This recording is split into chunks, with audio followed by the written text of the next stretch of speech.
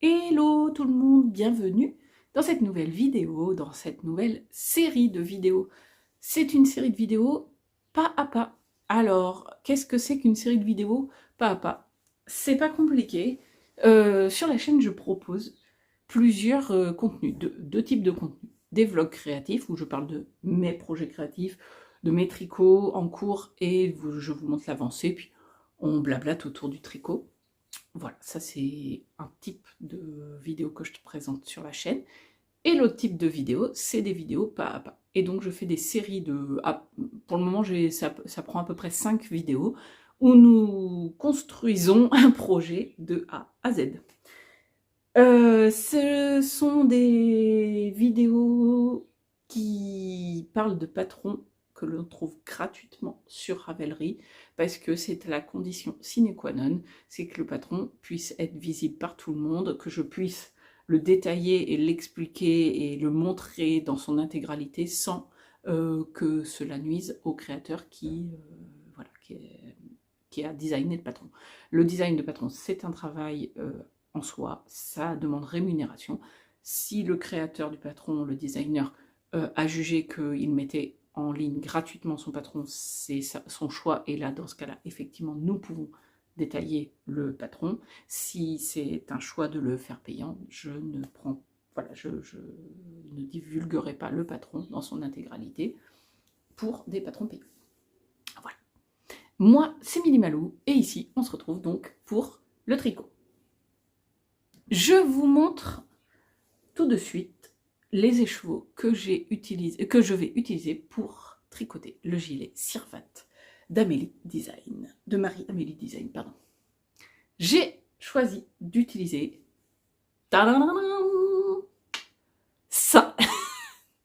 Wow.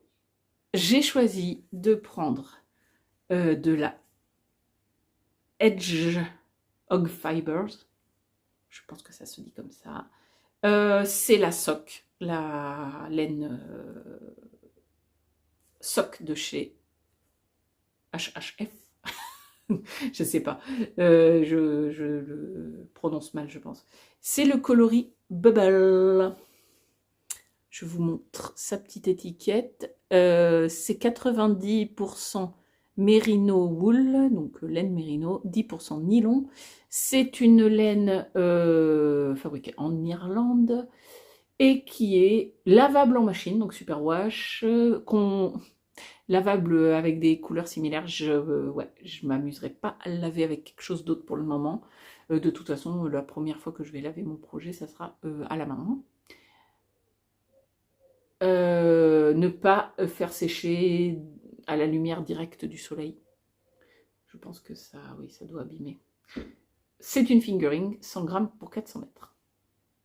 Voilà, donc j'utiliserai 3 écheveaux de cette laine. Alors, ce choix de laine va m'astreindre, c'est le bon verbe, va m'obliger, m'astreindre, je pense que c'est bon, à faire ce que j'appelle, ce que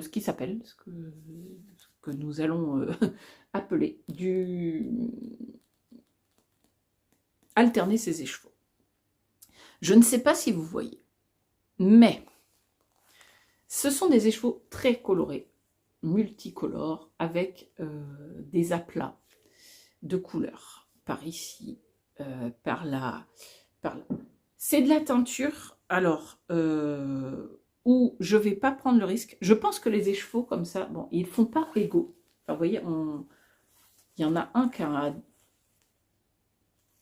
Voilà, enfin, suivant comment on les tient, on ne sait pas trop.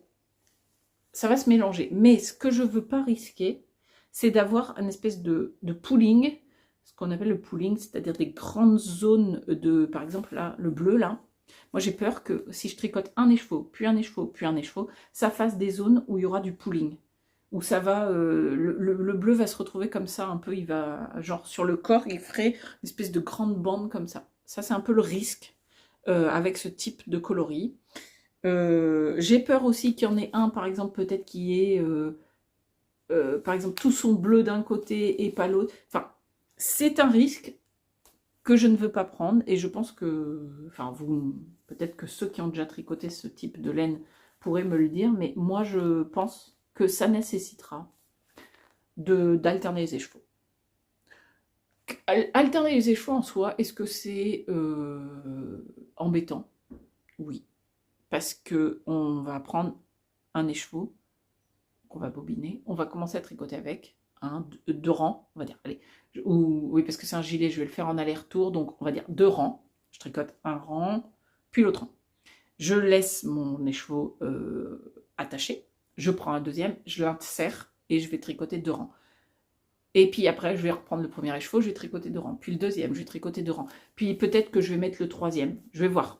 Je sais pas, je pense que je vais faire 2 écheveaux. Enfin, je vais regarder la construction, on va regarder ça ensemble. Je vais regarder la construction du gilet. Si par exemple on fait le corps puis les manches, je vais alterner 2 écheveaux sur le corps et après je vais prendre un écheveau pour faire chaque manche.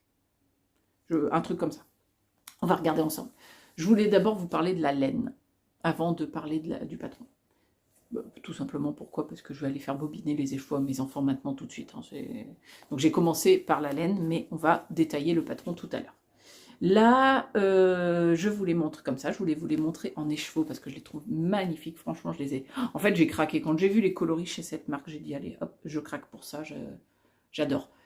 Pour pouvoir porter mon gilet facilement, parce que je pense qu'il va être plein de couleurs et il va être très peps, je mettrai, je pense, ce gilet avec un jean bleu ciel, bleu clair, et un t-shirt manche courte ou manche longue, suivant la saison, suivant la fraîcheur du temps, blanc. Je pense que ça sera l'idéal pour associer ça. Ou bleu ciel, enfin voilà.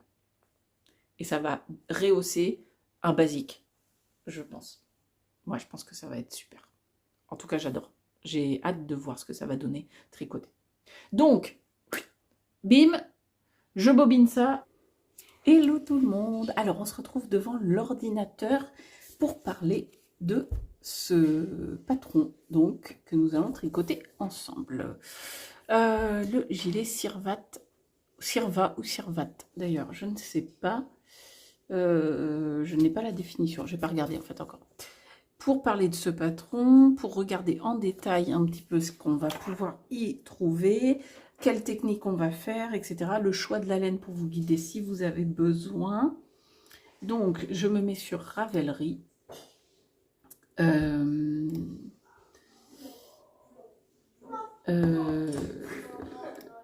Je pense que vous allez entendre mes enfants. Ils sont en train de jouer en bas. Ils sont en train de jouer au Gravitrax, pour ceux qui connaissent.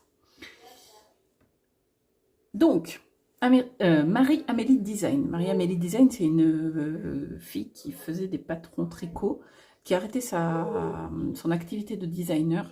Et quand elle a arrêté son activité de designer, dans des conditions, je pense, pas super cool pour elle. J'ai l'impression que ça a été sur un moment de burn-out. Enfin, bon, bref, on n'est pas là pour ça, mais je trouve que c'est bien aussi de parler de ça parce que du coup Marie-Amélie faisait payer ses patrons, c'était son activité, et quand elle a arrêté, elle a mis tous ses patrons en gratuit sur Ravelry. Elle aurait pu choisir de les enlever, elle aurait pu choisir de les laisser payants peut-être et de garder juste la rémunération de ce qui était déjà créé. Non, elle a visiblement, je pense, arrêté son activité professionnelle et mis tout en ligne gratuitement. Donc merci Amélie pour ce geste parce que c'est quand même super cool de pouvoir tricoter tes patrons. Voilà, ça fait plaisir. Moi, j'avais pas eu le temps encore d'en tricoter, donc du coup, je suis contente de pouvoir le faire. Si tu avais complètement enlevé tous tes patrons de Ravelry, je n'aurais pas pu le faire. Voilà, je sais que Marie-Amélie ne passera pas par là, enfin, je crois pas, mais bon, je lui parle comme si elle était une spectatrice de la vidéo. Bref, donc, le gilet Sirvat de Marie-Amélie Design, qu'est-ce qu'on peut trouver sur Ravelry d'intéressant? Il a été publié en avril 2018. Pour faire ce gilet, elle a utilisé de la laine Air de Lune, la Merino Fingering. Alors, Air de Lune, c'est une marque que je connais peu, j'ai déjà entendu parler. J'ai déjà vu des projets tricotés avec, mais c'est pas une marque que je vois beaucoup passer sur les réseaux, sur les vlogs, etc. Et en même temps, je suis en train de regarder le site. Est-ce qu'il y a toujours une activité chez Air de Lune? Oui, tout à fait. C'est parce qu'en fait, je vois, le premier bandeau qu'on voit, c'est Covid-19, avis de retard d'expédition. Je crois qu'ils n'ont pas changé le bandeau. C'est pas grave. On voit qu'il y a toujours, une activité. On peut acheter leurs produits. Donc, pour ceux qui voudraient utiliser le même fil, il existe encore. C'est donc le Merino Fingering de chez Air de Lune. Les écheveaux sont à 26,95 € l'unité. Ils font 400 mètres.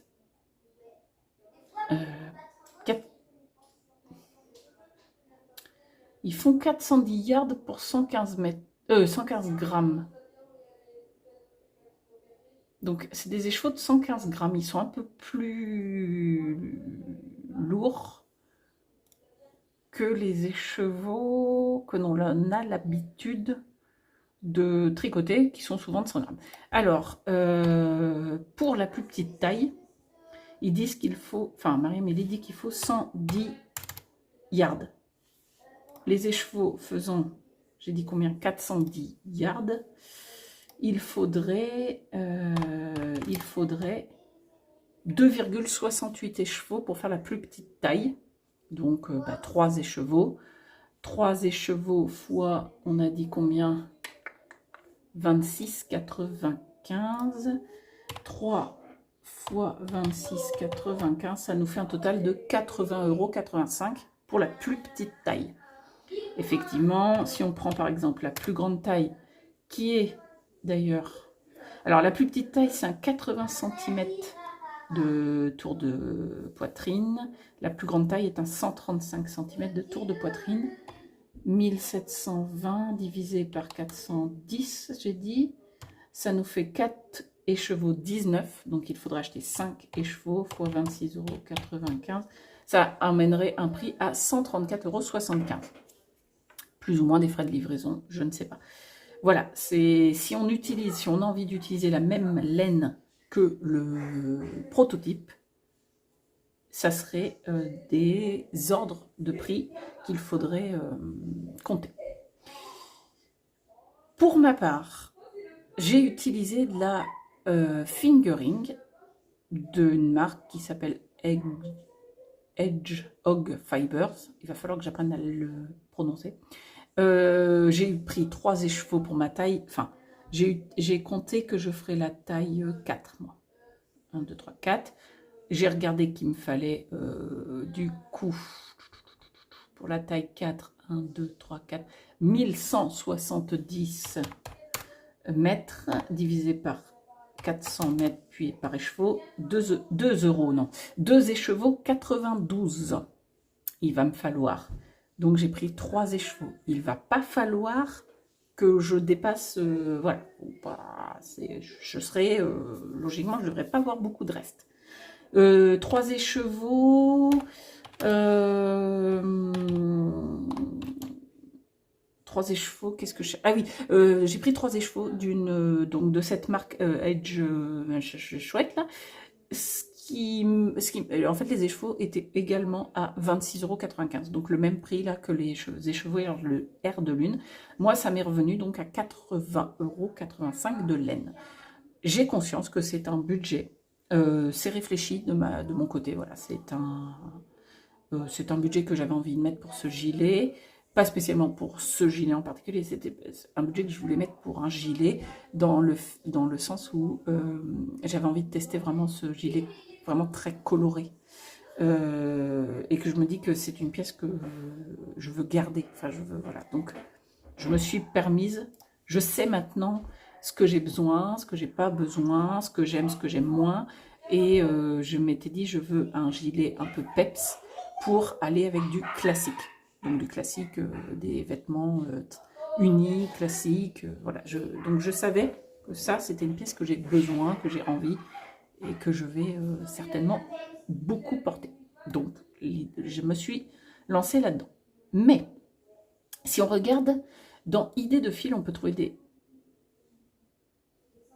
des laines beaucoup moins chères. Par exemple, je vois qu'en premier, il nous propose, qui a été utilisé 8 fois pour faire ce gilet, c'est la Drops de Nord. La Nord de Drops. Je pense que vous entendez le rire de mon fils. Voilà. J'espère que ça me prend pas le pli quand même. Drops, la Nord de Drops, elle est à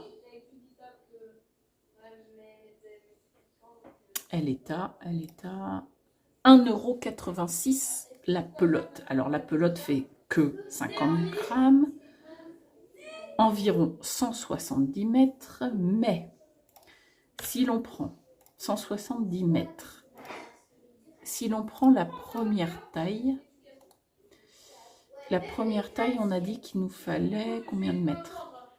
1010 mètres. Donc 1010 mètres divisé par 170, ça nous fait 5,90 pelotes, donc 6 pelotes fois 1,86 €. Nous arrivons à un total de 11,16 €.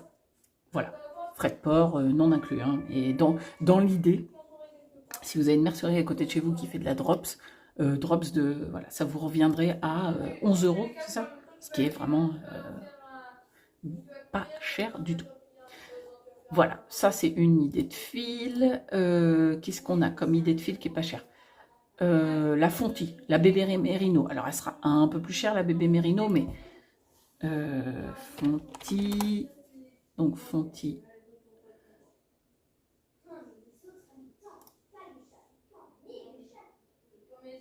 Ah, des fois ça met plus de temps. La bébé Merino de chez Fonti, par exemple, elle est à 7,80 €. Ouais, elle est quand même plus chère. Mais 7,80 €, elle fait 200 mètres. J'ai dit combien? 1010 divisé par 200 mètres, ça nous fait 5 pelotes. 5 fois 7,80.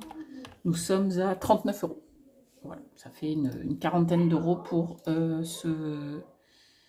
cette qualité-là. Je vois, par exemple, qu'il y a d'utiliser de la Yarn by Simone. Alors là, par exemple, voilà, la Yarn by Simone, laine amourée, by Night, Dererum Natura, la Féfil. Alors la Féfil, non, logiquement, vous ne trouverez pas, à moins que vous ayez en stock chez vous, mais là, aujourd'hui, elle ne fait plus, elle a arrêté. Elle a mis ses derniers écheveaux en ligne, il n'y a presque plus rien sur son site. Elle arrête son activité de teinturière de laine. Et on lui souhaite une très bonne carrière dans la montagne, à Cécile de la Féfil. Et donc, voilà, tout ce qui va être By Night, Yarn by Simone, laine amourée, By Night, la bien-aimée, même la bien-aimée va être un peu plus chère, je pense. Voilà, ça va être des laines qui vont être comme un peu Air de Lune ou comme celles que j'ai pris moi, vont être un peu plus dans les prix de, voilà, plutôt proche des 100 €, 80, 100 €. La Dererum Natura, ouais, elle est assez chère aussi. Je vois, alors il y a Hobby. Hobby fait des laines que je ne connais pas du tout, du tout. Je sais qu'au niveau prix, on est chez des très raisonnables. Mais j'ai aucune idée. Honnêtement, j'ai aucune idée de la qualité. Unicorn Solid. Alors, Hobby Unicorn Solid, qu'est-ce que c'est comme prix? Je crois vraiment que on trouve où ça? Hobby. Alors, bah, je vais chercher Unicorn. Voilà, j'ai pas le temps. Unicorn solide. C'est des écheveaux. Donc, on est sur des 100 grammes, à mon avis. On est sur des 100 grammes, 400 mètres à 20 €. Ouais, non, c'est pas si peu cher que ça. Ah oui, c'est 75% laine, 25% polyamide. Non, alors moi, je pensais que c'était moins cher. Bah, vous voyez, c'est complètement une fausse idée que je me faisais. Bon, bah 20 € pour 400 mètres. Pour la plus petite taille, on serait à 1010 divisé par 400. Il faudrait 3 écheveaux. 3 fois 20, 60. Voilà, on est un peu moins cher que la teinturière voilà, des autres d'avant, mais on est quand même assez cher. Qu'est-ce qui est utilisé? La Flora de Drops. Voilà. Voilà. Une pelote vagabonde. Enfin, bon, Maison Corlaine aussi. Il y a teinture leurrée. Il y a de quoi faire. Du moment qu'on est sur de la fingering, faites-vous plaisir. Donc, la fingering étant du 400 mètres pour 100 grammes. Voilà. C'est un gilet, moi je dirais que je vais essayer de le porter en mi-saison. C'est du 100% mérinos. Ça va être chaud, mais pas trop puisqu'il n'est jamais boutonné. C'est un gilet qui n'aura pas de bouton.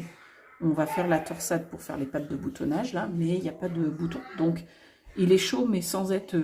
il ne va pas nous envelopper, c'est pas un pull, quoi. C'est pas un gilet qu'on va fermer, donc... du mérino sera bien pour la mi-saison, pour les premiers fraîcheurs. Voilà. Ça, c'était pour l'aide du choix de laine si vous en aviez besoin éventuellement. Qu'est-ce qu'on peut voir dans ce patron? On peut voir, alors, donc les mensurations. Pour choisir la mensuration, déjà, on va faire l'échantillon. Ça va être ce qu'on va faire aujourd'hui. Aiguille, elle préconise en aiguille des circulaires de 80 cm de long, en taille 3,5 pour le corps, taille 3 mm pour les finitions bas du corps et des manches, donc les côtes du bas de corps et du manche. Donc on va faire notre échantillon forcément en 3,5. Il faudrait qu'il fasse 26 mailles par 34 ans, un échantillon classique de fingering. Je vous conseille de faire votre échantillon. C'est un gilet, ce n'est pas un châle. Un châle, voilà. Mais même s'il ne fait pas la taille qu'on veut à la fin, on peut toujours l'entourer autour du cou. Un gilet qui ne fait pas la taille que l'on veut à la fin, on ne peut pas le mettre ou il est beaucoup trop grand. Ça serait pas cool. Est-ce qu'elle a une aisance positive ou négative de conseiller? Oui, il est conseillé de tricoter ce modèle avec une aisance positive de 0 à 5 cm.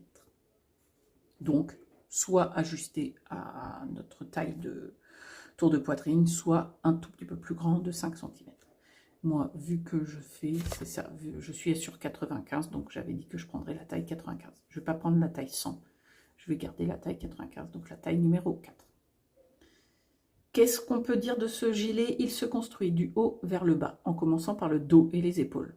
Donc on va commencer, on va monter dos et épaules, et je pense qu'on va venir faire les deux demi de... Enfin non, j'en sais rien en fait. Vous montez les mailles pour le dos et les épaules, puis grâce à des augmentations le long des épaules, vous formez le haut du dos. Et la pente d'épaule, donc on va commencer voilà, par faire le haut du dos, la pente d'épaule. Le dos est tricoté dans un point texturé simple. Effectivement, j'ai vu qu'il y avait pas mal de textures, donc ça va être sympa à faire. Les épaules sont en jersey en vert. Et ça, c'est cool, parce que jersey en vert, on n'en fait pas tout le temps.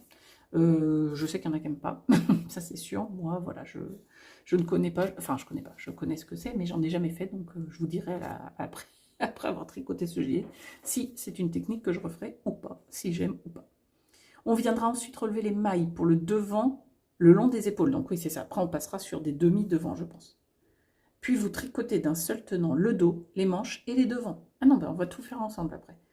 Que vous formerez grâce à des augmentations le long de l'emmanchure et à l'encolure. Ok.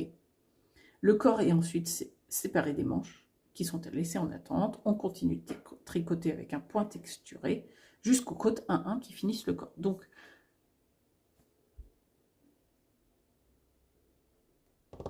les mailles mises en attente au moment de la séparation du corps sont ensuite remises sur les aiguilles pour tricoter manches en jersey en vert. Les mailles sont finalement relevées le long des devants et de l'encolure pour former la bande d'encolure. Ok, donc la torsade, on la fait à la fin. Moi, je pensais qu'on la ferait tout au long du patron. Bah, c'est cool aussi, parce que ça permettra de ne pas avoir à gérer les 2 ou 3 trucs en même temps. C'est-à-dire que nous gérerons nos augmentations, notre point texturé. On ne gère pas la torsade. La torsade, on la gérera à la fin. On fera que ça. Et bien voilà, c'est bien d'avoir pu lire, parce que je n'avais pas lu en fait encore. Je voulais le lire avec vous et le découvrir avec vous.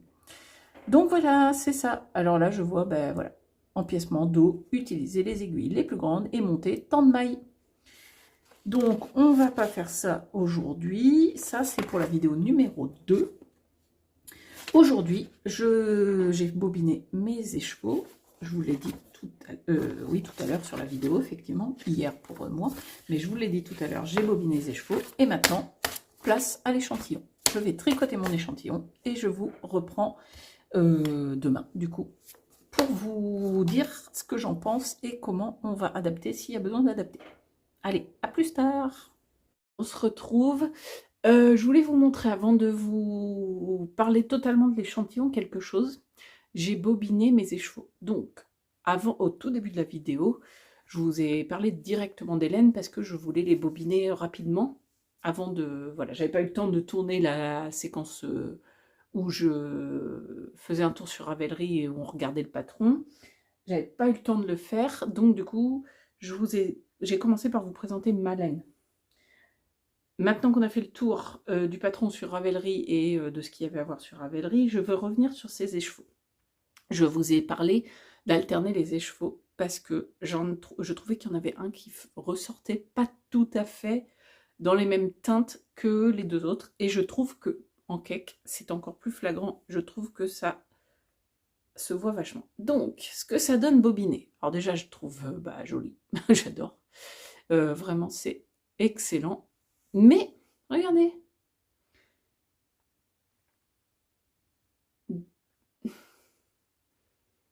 Est-ce que... Enfin... Je ne sais pas si c'est flagrant. Oh, si, quand même. À la caméra. Là, celui-ci, je trouve qu'il est le bleu. Les bleus foncés, là, de celui-là et de celui-là, ressortent beaucoup moins. Globalement, celui-ci me paraît beaucoup plus clair que ces deux-là. Voilà. On a regardé avec mon mari si ça venait du fait que peut-être le bleu était plus à l'intérieur de celui-ci que de ces deux-là, mais non.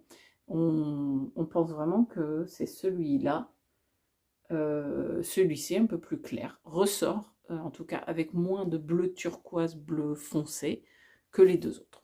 Voilà. On a l'impression en tout cas. Donc ça va me confirmer que... Enfin en tout cas c'est ça, ça m'a confirmé.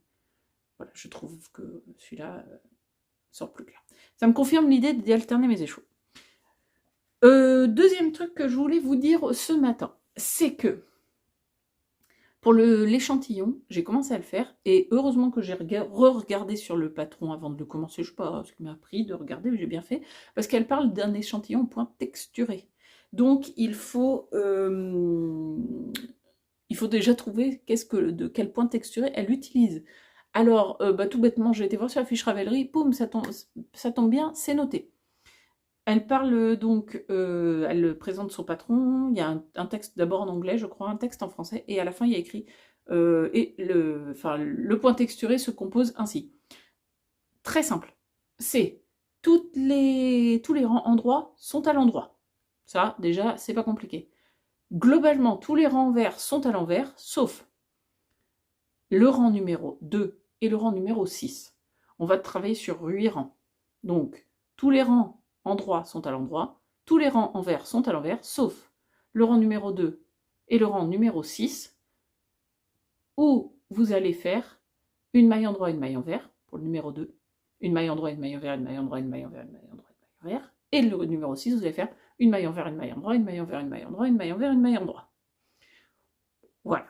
Il faut juste penser qu'on est sur son rang 2 ou sur son rang 6. Sinon, tous les autres, on fait du jersey. Donc, endroit, envers, endroit, texture, endroit, envers, endroit, envers, endroit, envers, envers, endroit, endroit, envers, et bon, bref. Vous allez voir sur la fiche Ravelry, c'est bien noté. C'est pas noté spécialement sur le patron. En fait, sur le patron, elle détaille tout de suite ces étapes, mais c'est pas, il n'y a pas écrit le point texturé se compose ainsi. Enfin, ou alors je l'ai pas vu. Pourtant, j'ai regardé, mais je l'ai pas vu. Vous me direz d'ailleurs si vous le voyez, vous. Bref, du moment qu'on trouve l'info, c'est ça qui importe. Je vous montre aussi, parce que j'ai commencé. Alors, bon, pour l'instant c'est joli, mais c'est un peu petit, mais c'est joli. Si vous avez dans l'idée que vous voulez qu'on voit bien vos torsades et qu'on voit bien votre texture, oubliez tout de suite les laines bariolées. Les laines bariolées vont mettre en avant les couleurs, mais pas du tout les textures, ni les dentelles, ni les torsades. Limite, c'est un petit peu dommage que je m'embête à faire un gilet qui a comme ce gilet Cirvate, de la texture et de la dentelle, et des torsades, avec cette laine-là. Parce que clairement, je tricoterai en jersey ou en point mousse. Là, c'est du jersey en verre, mais voilà. Ça serait aussi... Enfin, voilà, on voit les variations de laine, les variations de couleur, c'est...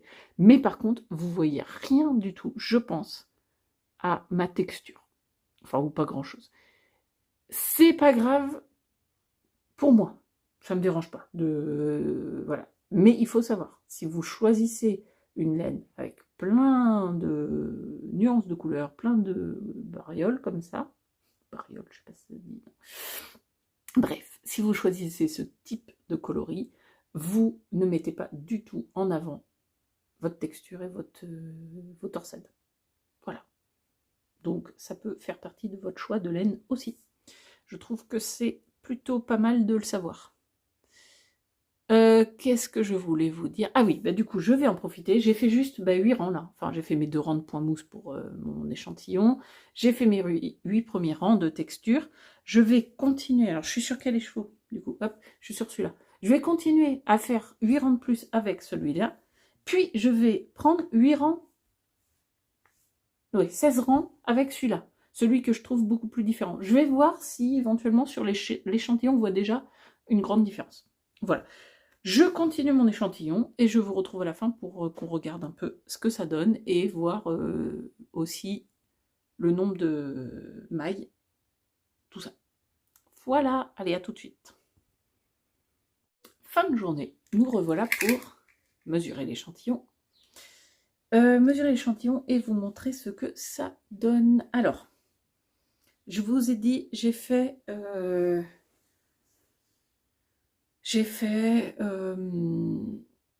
tricoté 2 écheveaux. Donc j'ai tricoté le plus foncé en bas.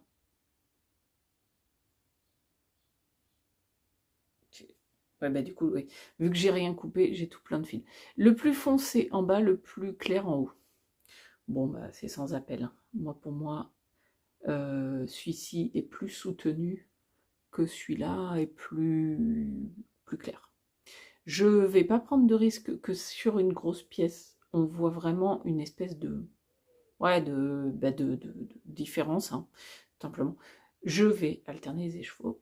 Voilà, ça c'est un premier constat. Deuxième constat, on peut voir qu'effectivement mon point texturé, clairement, moi je le sens au toucher bien sûr. Vous, est-ce que vous le voyez? Je n'y crois pas. Vraiment pas. Si, on voit bien. Enfin, j'aurais pas fait la texture, ça rendrait pas tout à fait comme ça. On voit bien qu'il y a des. Voilà, là on voit bien qu'il y a des vagues. Parce que la texture, elle est là. Elle est là. Elle est là. Elle est là. Si j'avais tricoté en jersey, je pense que ça ferait quand même pas tout à fait le même rendu. Donc, si, on le voit. Mais bon, c'est. Si, on le voit. Après, c'est pas pour me convaincre ou quoi que ce soit, c'est plus d'être très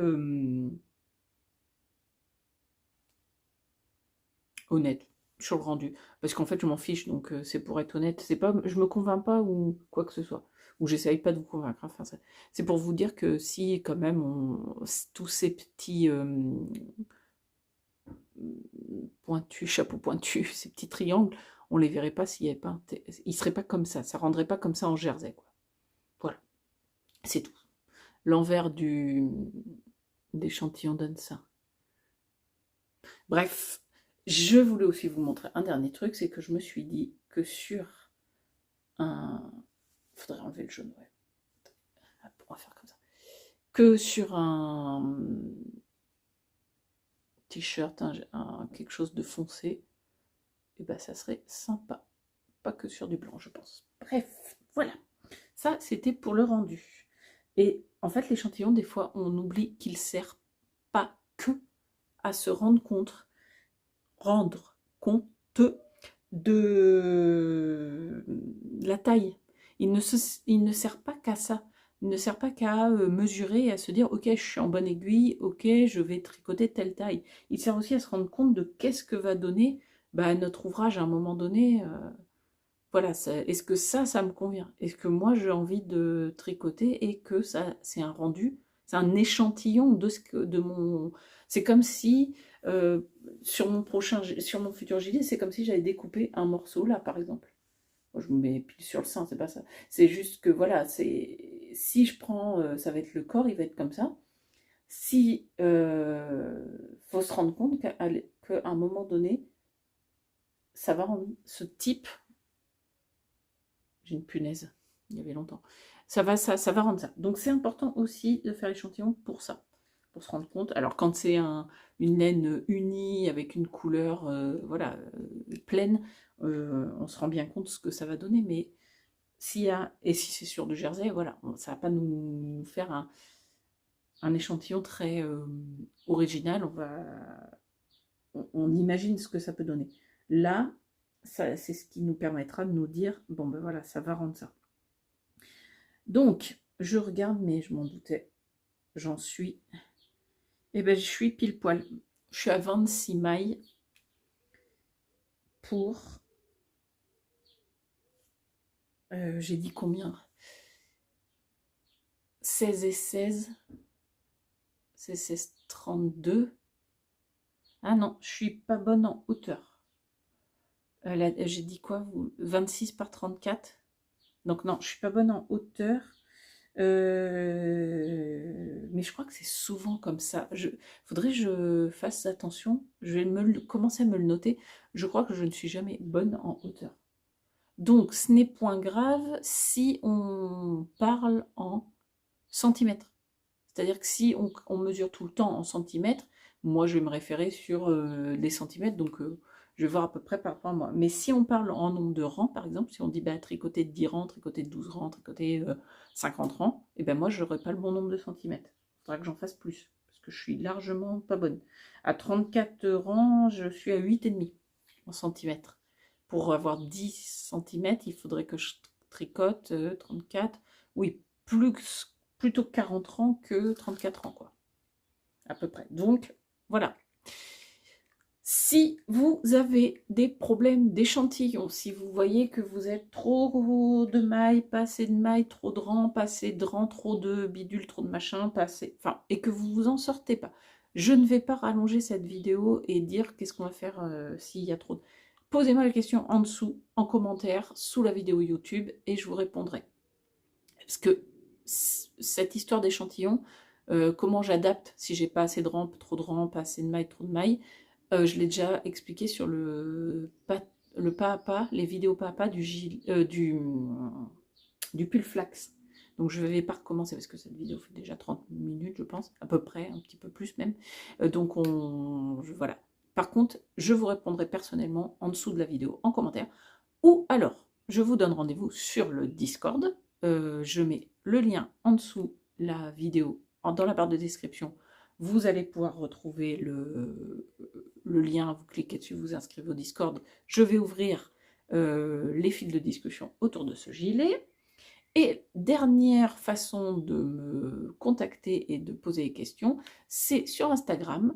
Je vous laisse mettre sur vos publications, vous pouvez me contacter en MP, mon Instagram est dessous, mais je vous laisse aussi, on va créer un hashtag pour ce gilet. Le hashtag, je vous le note ici, c'est pas à pas Sirvat. Tout en minuscule, pas d'accent, quoi que ce soit, pas à pas Sirvat. Quand vous voulez publier quelque chose sur Instagram ou ailleurs avec voilà, le hashtag, vous mettez ça pour que je puisse voir vos publications.